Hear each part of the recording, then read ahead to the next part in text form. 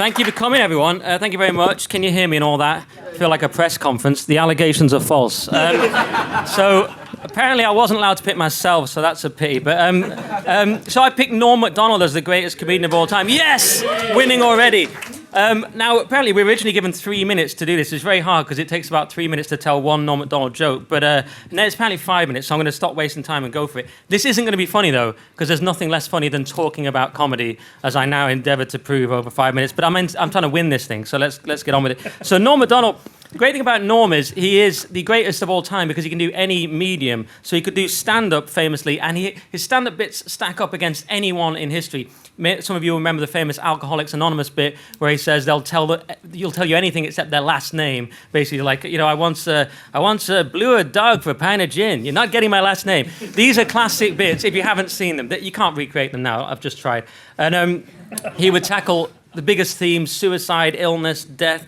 And his stand-up is up there with anyone in the world. But he can also do the talk shows. You've got the famous moth joke, which is like a Dostoevsky novel mixed with a dad joke. You've got the famous deeply closeted homosexual bit. Has anyone seen that? Yeah. When he'd say, I'm a deeply closeted homosexual. Like, oh, so you're gay? He's like, hey, buddy, I'm not saying that. So he's got these seminal bits. He's got the gay pride joke, which I'm not going to go into now, but it's very good.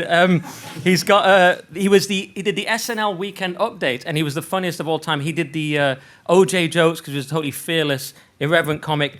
He got sacked from SNL by the manager and came back a year and a half later and hosted it and took the piss out of SNL, which is an iconic moment because they said he wasn't funny. So he goes, maybe I've just got funnier. And then he goes, oh no, it's not that. It's that the show's got worse. So he goes, the bad news is I'm still not funny. The good news is the show blows. Imagine doing that at the start of SNL.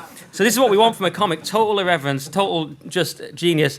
And he also could do roast. He had the viral roasting where they did a roast, but he just told 1950s jokes from an old joke book. Like, ladies and gentlemen, this man is for the birds. And no one understood what he was doing, but it was this transcendent kind of anti-comedy that he could also do, sort of Kaufman-esque.